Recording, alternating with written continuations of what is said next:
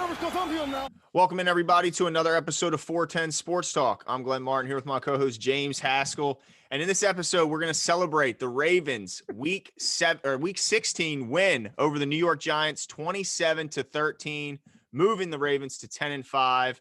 But first, if you could take a quick second, give us a subscribe, keep you up to date on all the most recent Ravens news, we would really appreciate it. But Jimmy, get us into some of the 27-13. What are some of the other totals? Do you have anything else? Yeah, well, 27-13, as far as totals go, before we get into that, can we take a second and just talk about? I forgot. Jets. Jets. Woo!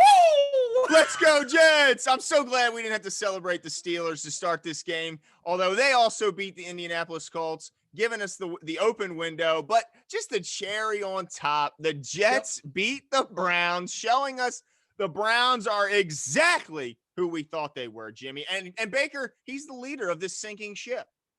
Yeah, I love it, because let me ask you a question. In all honesty, have you ever seen a number one pick overall be as coddled and be as unproductive? Not that he's been productive, but in comparison to what he's been given as a number one overall pick, I mean, it's ridiculous. Well, right? I got to give the guy credit. He was good in the past few games. The guy's been absolutely sensational. He was really good against the Ravens. He's been sensational really since Odell Beckham went down. But in two crucial drives, he fumbled away their chances to get into the playoffs, losing to a two-win Jets team. There's no excuses. I mean, they're going to end up being, if they can beat Pittsburgh in week 17, they're going to end up being 11-win football team, and they're not going to make the playoffs. And there's nothing more Cleveland Browns than that to me. They haven't had 11 wins since 1994, Jimmy, and they've done that just twice since 1980. I mean, this is the Browns. You got to have a winning culture, and they don't look like they do. So thank you for the New York Jets. Thank you to the New York hats Jets, off, who are really a bunch of former Ravens anyway, from front office down. So, I mean, shout out to those guys. Thanks a lot. Yeah, we appreciate the one last favor. So thank you. Now, the other thing we're going to get into as well, before we get into some totals and stats and health and things like that, so we got to give a shout out. Of course, our challenge of the week this week was for you guys to tell us who was going to give us a way into the playoffs. Now, of course, we know we have to win against the Bengals, who have been fighting and look like some dogs in Cincinnati. So we have to win that game next week. Yep. But giving us, as of right now, we are in the playoff picture because of, actually a few teams. But our challenge was for you guys to tell us who that team would be that would, drop the ball. Now, it ended up being the Browns and the Colts. But so we got to give a shout out to a couple people. The reigning, undefeated champion, Daniel Kunimoto, who comes through again and says the Colts, which he was accurate on. And then, of course, Vinny Murphy chose the Browns. Daniel Bobak chose the Colts. Jimmy Monroy chose the Colts. Brandon Tillman, also the Colts. And Cam Wee chose the Colts as well. And I think that you and I both chose the Colts, didn't we? I chose the Dolphins, who found a more – I mean, look, I don't know how Gruden is sleep. I don't think he slept since what happened to that game, because they kicked a game-winning or a go-ahead field goal with 16 seconds left. Everyone thinks that game is over, and Fitzmagic strikes again, throwing a 50-yard pass with his helmet turned sideways. I mean, I just don't know how they lost that game, and I sure as heck don't think Gruden does either. But I want to give a special shout out to Vinny Murphy, because everyone else, shout out to everyone. They all predicted the Colts, but I think that was the theme there. Vinny Murphy's the only one that said the Browns went out on would lose a limb. to the dude. I mean, yeah, so shout out to Vinny. And, but I want to get into some of these totals. And I'm going to start with the losing team and save the best for last. I'll start with Danny Dimes. He goes 24 of 41 for 252 and a touchdown. I thought he played pretty well considering the circumstances, considering the injuries he's been dealing with. I thought he played pretty well under the circumstances.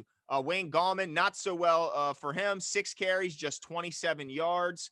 So they just couldn't get anything going on the ground. Sterling Shepard, 9 catches, 77 yards, and a touchdown. So he was certainly their guy through the air. He was their favorite target, and he got things done. Evan Ingram, 7 catches, 65 yards, had a pretty good game. Pettis, 2 for 33, and just his first game active, I think, this season for the Giants.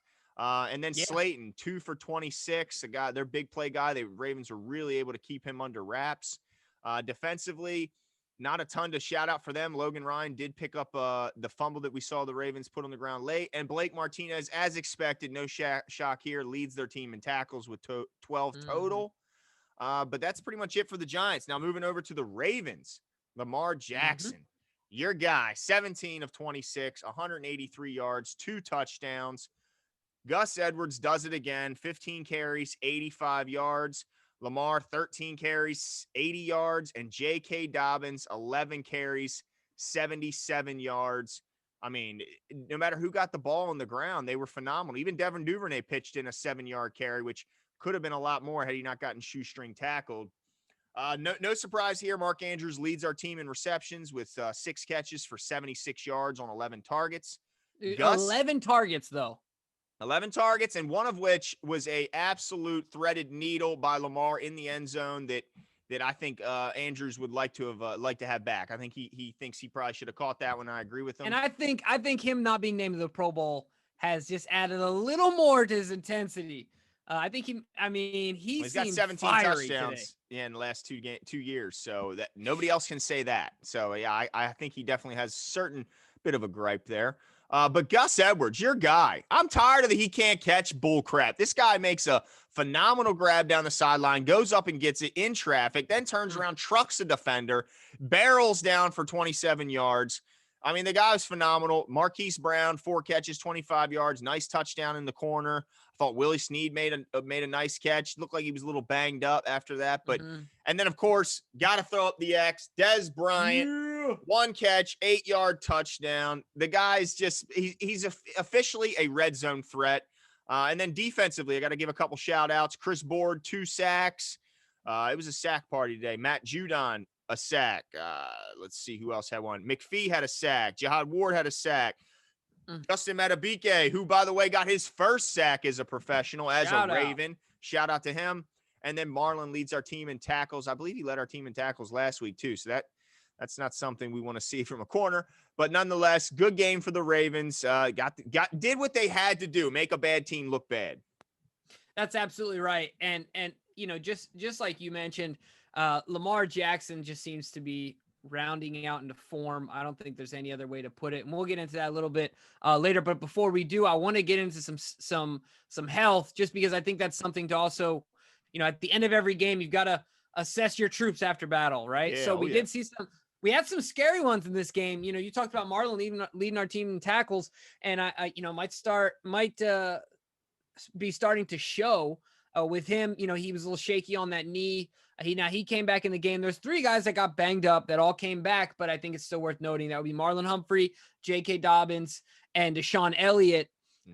We all saw them back in the game, but we hope that none of those issues are lingering later on as we gear up to take down the Bengals and find our way into the playoffs. But the one I want to focus on is Patrick McCarry. Patrick McCarry, I guess, had some tightness in his back, and I think that was in the first quarter or so. It wasn't very long in the game. Yeah, it was definitely in the first half. Yeah, definitely. And he didn't return the game. Now we had Skura come in there and play, and with Skura, it's not anything but he just seems to have the yips with the snaps. I don't know what the issue is, and he still was off target on a couple today. And so Lamar seems to be. It just makes a delay in the play just enough to where it can cause an issue. So we hope that McCarry, who's been playing really well and we've been happy with, can find his way back. Now, John said in the post game that he doesn't envision it being an issue long term. Good. I'm thinking that my hope is anyway that he said, all right, I feel like we can do this game without McCarry at 60% or 80% or whatever. So let's have him rest it and not push it as we prepare to move forward. Not downplaying the Giants, but saying somebody at 100% is better than him at 70%, right? Oh, absolutely. Yeah.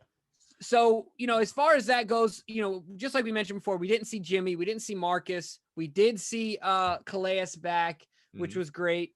But I really, really hope, Glenn, for the sake of our playoff possibilities, that if our secondary can get healthy at the same time as our defensive front, you better look out, man. Yeah, because right now the offense is humming, and if the defense can catch up, and I think it really right now, I think you're right. It comes down to health. Oh man, and nobody is going to want to play this Ravens team in the playoffs. And honestly, the way the rest of the AFC is looking, I'm not scared of anyone. And that Mm-mm. includes that scary team at the top because they should have lost to the Falcons today. They do not look as invincible as they have in past. And honestly, I think everyone's fighting to play the Steelers. So, and they're in the number 2 seed. So, I would not be afraid of anyone. And you mentioned before the call how the Bills can't stop the run right now. Bring that on because we Yeah. know the Ravens can run the ball. But I want to start with really Lamar Jackson in this offense. When I ask you, I want to propose a question to you. With Lamar, kind of look like he's rounding into form along with the rest of the offense. How much of this extra weapon in the red zone with Dez, we talk about for the career for Lamar Jackson now has 45 passing touchdowns to 0 interceptions in the red zone, which of course is the hardest place to throw. Well, he just added a pretty darn good red zone threat, didn't we? Yeah, absolutely. I mean, it's so important for us moving forward. Now, the only thing I'd want to see added on to that, obviously the red zone is the most important. But one of the things that I think that you and I would agree on, and I guess I'd be interested to know your opinion, but sometimes Lamar uh, seems to be singularly focused on whether it's Andrews or Marquise, right? Mm-hmm. And I don't know if it's because of lack of confidence or if it's, in his other players or overwhelming confidence in those guys. But I'd like to see, Snead's kind of there, but I'd love to see Dez get more looks as that true number 3 receiver when Lamar's going through his progressions. Part of it is Dez not on the field a lot in those Yeah. instances. Seems to be outside the red zone, he's not on the field. But I'd like to see a little bit more of that as far as moving forward. But like you said, I can't deny that Dez is an absolute target and somebody worth, you got to pay attention to him in the red zone. And I'm excited. I mean, that stat is just insane for Lamar Jackson. And with Dez emerging, the proposition of stopping that only becomes scarier, right? Yeah, there's no doubt. And I think Snead right now still has that. I mean, that guy makes tough catches. He made another really tough catch today that came in hot, came in high, took a kind of a rough hit, and I think that kind of knocked him out. But I agree. I would like to see more of Dez between the 20s. I love the fact that they're using them in the red zone, but I wouldn't mind seeing a little bit more of Dez between the 20s. That should be fun. Another thing, a question I have for you, this is more like an embarrassment of riches question here, Jimbo, because I was pretty happy with what we've seen from James Prochet as a punt returner this year, Mm-hmm. a guy that has caught everything that comes his way and has made a couple plays here and there as well. But when I saw Duvernay catch that punt today and make the first 3 guys miss, then beat the guy to the edge, if that punter doesn't make a heck of a play, should Duvernay be getting more looks as a bigger threat kind of offensively from the punt returner position? Yeah, I'd like that. My only concern, and this is more not about what I've seen in the pros. This is more about how you scouted out of college. This could be totally wrong. Is that James Prochet seems to be more sure-handed. Yeah. Uh, that's the scouting report, right? I can't Mm-hmm. say anything about Duvernay to say that he hasn't been, because anytime we've seen him, he's done the job. He's caught the ball and things like that. So I can't dispute what I've seen on tape. But the scouting report is that James has better hands. And that's not necessarily the strongest part of Duvernay's game. Obviously, as a wide receiver, it needs to be a strong point of your game. But to the extent that it is something that people talk about, that would be James Prochet. So that's my only hesitation, is that when you get, when you get crowded, when you get in those high intense situations or high intensity situations, I would be a little more nervous about how many times have we said, just catch the ball. Just catch the ball, right? But if you're talking about punt return versus regular catching, because regular catching, Duvernay, I think was right up there as far as the top, as far as least amount of drops in his senior year in college. I don't know if he had any, or he maybe had one, but both of them had that. Right. People will say that's because of scheme. He got a lot of short passes and easy stuff and things like that. We see, look at the Pittsburgh Steelers. Go look at Deontay Johnson, how many times he drops a pass right to his hands at the line of scrimmage. Yep. And we've seen Marquise do it. Yeah, we see Marquise do it. Yep. Luckily for Marquise, he's been able to redeem himself usually shortly thereafter. But yeah. What about you though? Would you want to see Duvernay back there, or are you, with James comes back, are you all right with him being, assuming that role? Man, I tell you what, I'm happy with both. I would not be upset to see Prochet, but that was intriguing, man. When I saw him make that first guy miss, then absolutely shook the pants off the second guy in the open field, embarrassed him. The guy never even touched him. And then the third guy, he just juiced him and used the stiff arm to get around. I just feel like I'll put it this way: if it's a play where I'm hoping to get something out of it, like if they have Right. us backed up and it's right up against our end zone and really no hope for a return, pro Shea. But if you're telling me I think I'm going to have some room here, they're backed up. I think I want Duvernay just because I think the ceiling's higher. Yeah, and I think what you're getting to though is something that's worth talking about. I think Duvernay just needs more opportunities with the ball in his hands, whether special teams or more specifically offensively. I just want to. We've talked about this comparison of him and Debo Samuel's out of San San Francisco. Francisco, and I think that they have some similarities. I just love watching him run the ball. Yep. He's not scared of contact. He knows angles really well. He's not going out of bounds. He's a strong receiver. And so I want to see him get the ball more. But one of the things I wanted to talk to you about, and this is something you touched on, and we've talked about the past couple weeks, but really was noticeable in this game. So but I kind of want to set the table like this. I think that the Giants' defensive line is not the best in the NFL, but they are rare in that they are a rare combination of size and athleticism, where there are fronts that are more athletic, faster, maybe even stronger or whatever. And there might be other fronts that are larger, but this combination of the size and the athleticism is rare in their scenario. And our offensive line, I mean, they met the task head on and dominated that game. How happy were you to see the offensive line be dominant today? Yeah, I mean it's been building now for a few weeks. The note I put down is in the beginning of the year, our bad runs were -1, 0, 1 yard gain. Those were our bad runs. Now our more unproductive runs are 3 yard, 4 yard gains. They are just dominating at the point of attack. They're winning their initial battles, so that we don't have to worry about our running backs being contacted and behind the line of scrimmage. It's just been impressive. Now, Macari, I'd like to see him get back in there. But even if Macari's forced out, it's not too bad to have Skur as a backup. And then behind him, we know Cologne Castillo can get it done in a pinch. Mm-hmm. I'm extremely impressed. And I think that the biggest issue is we said this for years back when we had the more zone blocking scheme when Kubiak was here, when we pushed for more of the fleeter foot and athletic linemen. Now we got some big boys. Our average NFL line, our average for our starting lineman is 6'5", 325 pounds. That's our average. That's not our biggest guy, Jimmy. That is our average size. I mean, you can move mountains with guys this big. And then how often we bring in that extra lineman, whether that be Skura, Phillips, Bredesen, we saw all three today. Then you talk about an even bigger group when they line them outside of Fluker.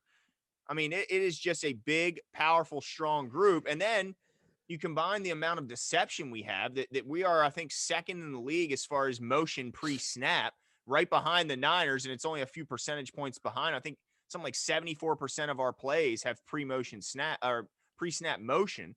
So you combine the fact that we are so gigantic with the fact that you don't know who the hell's got the ball, and then you got playmakers everywhere. It's a lot to deal with, and I think that's really been the key to this change of our offense has been the fact that those five have been able to play good and play together for a few weeks now, and it's really helped everywhere. It's helped the whole team. Yeah, and then I think the emergence of Powers, kind of being a guy that's been under wraps this year, that has really taken over. I think he solidified that right guard spot. And I thought it was pretty funny. The commentators kept getting frustrated with the amount of times they kept hearing 68 is eligible, 68 is registering as eligible. He's like, okay, we got it like fourth time this quarter. And I said to people I was watching the game with, I said, yeah, get used to it. You guys should have read up on it because this is what we do in Baltimore. Okay, we're gonna run the football and we're gonna keep doing it.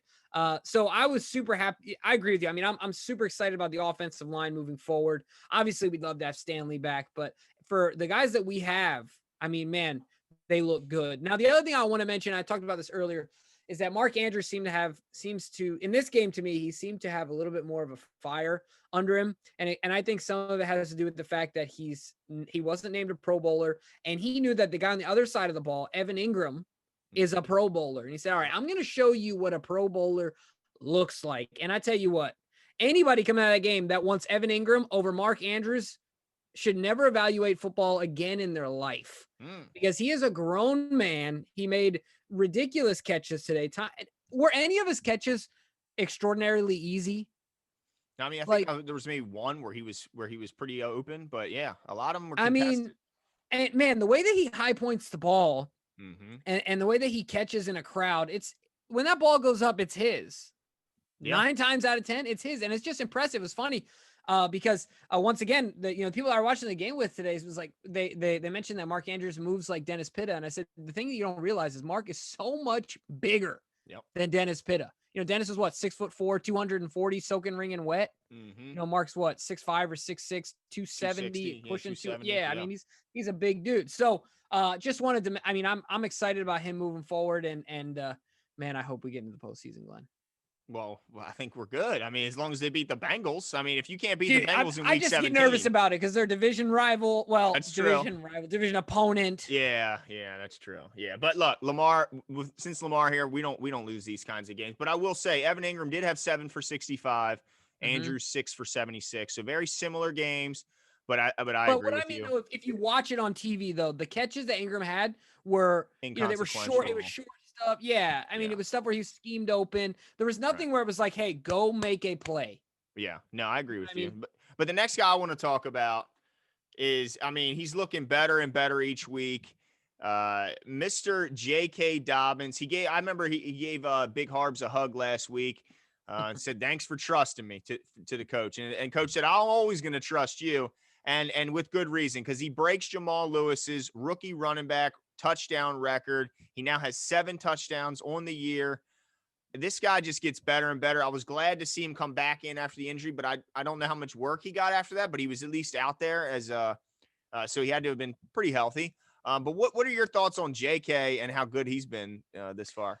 Yeah, JK is awesome. I mean, my favorite play of this game, and I've been talking about this a lot, is just the balance. The ballerina spin that he did when he took the hit, had one foot on the ground and literally did a 360 and stayed on his feet, on his foot, his one foot, and kept moving down the field. Just so impressive to me. He impresses me every week with his combination of speed, balance, and power. The other play I can think of, that jumped out at me in this game was where he had to. It was kind of a slower developing play. He had to wait for the hole to Develop. show itself, Yeah. and then he took off in the explosion.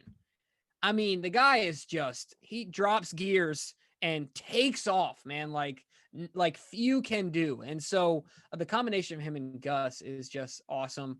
And then also another mind-boggling thing about that stat is think about how much we used Jamal that year. And JK still has more rushing touchdowns than Jamal this year. Pretty crazy to me to think, because Jamal was our entire offense, like you said, along with Matt Stover. So, yeah, shout out to JK, man. I mean, my goodness. Yeah, I mean, there's not much else you can say about that guy. Not a surprise that Ingram continues to be a healthy scratch. Yeah. But good news is you still got him in case you ever do need him. And if JK wouldn't have been able to come back, it'd be nice to know we got a guy like Ingram sitting there waiting to strap up that chin strap. Now we got to move over to the defensive side of the ball.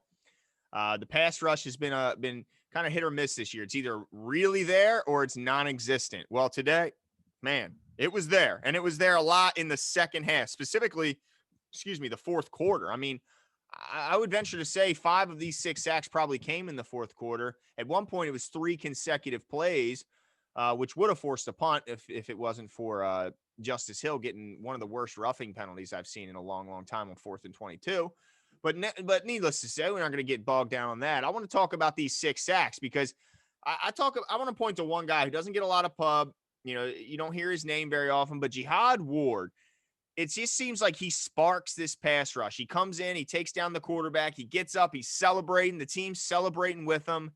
I mean, not just him, but just talk, Jimmy, about this pass rush and what this could do.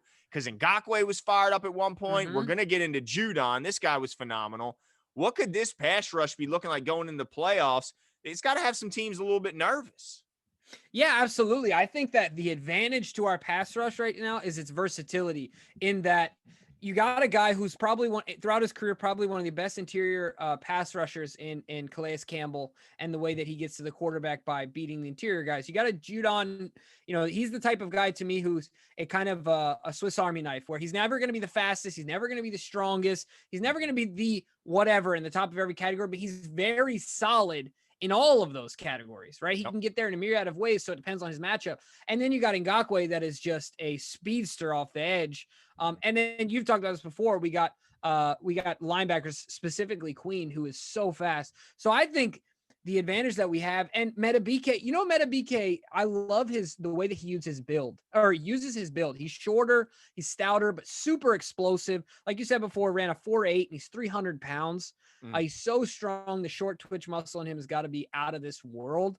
But what I'm trying to say is that the way in which we can get to the quarterback with all these guys being so different in their styles, I think is really going to present a problem later on. And at least that's my hope. I hope it's not just because we played Danny Dimes and he's not the best decision maker in the world.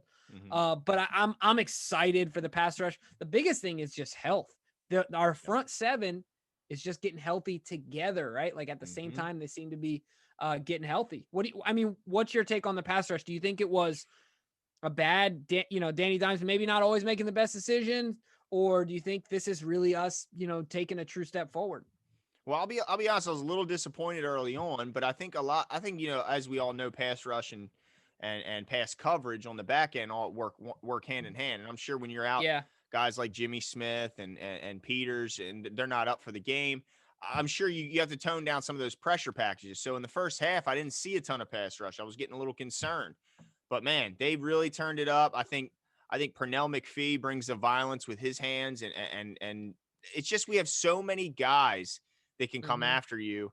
And I think the more the season goes along, as long as there's no setbacks, Calais is going to continue to get healthier and get better.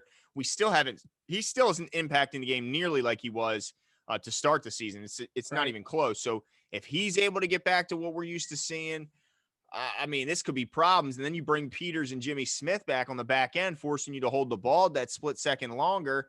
I just think that all the stars could align at the correct time. They could get the pass rush all healthy. Give and me back goosebumps, Glenn. Exactly, as well as the back end all being healthy and coming back. It's exciting, man. I think as a guy like as far as talking about the secondary, guy who hasn't been getting a ton of pub lately is Elliott has been just a terror, man. We may have missed some of what Earl brings as a center fielder, maybe. But this guy is a sensational tackler. He's a dog. He's a guy, when he's coming to hit you, you're trying to ball up a little bit as the offensive player because he's bringing some heat. I just love the intensity he plays with. That tackle he made a huge tackle where a guy was about to get the edge and possibly break like a 25-yarder, made a huge tackle. I just love his tackling, man. I love the nastiness he plays with, and I'm happy he's here too. Yeah, and the other thing I want to mention, a guy we forgot to mention, as far as the pass rush goes, overall it's nice to see. You brought up McPhee, but it's nice to see it come from other names that aren't your traditional names. Chris Board got 2 sacks today. And I mean, to see these guys coming on, like you said, the right time of the season, where teams might peak early or guys might start hot that you wouldn't traditionally expect, but then they get hurt or whatever the case may be. But the timing of this is awesome, right? I mean, December, when it counts, when it gets cold, our run game is heating up. Our defense is heating up. Our quarterback right now isn't turning the ball over. A true conundrum for a lot of teams that are. It's a good time to be hitting on all cylinders, Jimbo. But one thing they're not hitting on, area we got to talk about that's still plaguing the Ravens. It's the penalties, Jimmy. They go 10 penalties this week for 65 yards.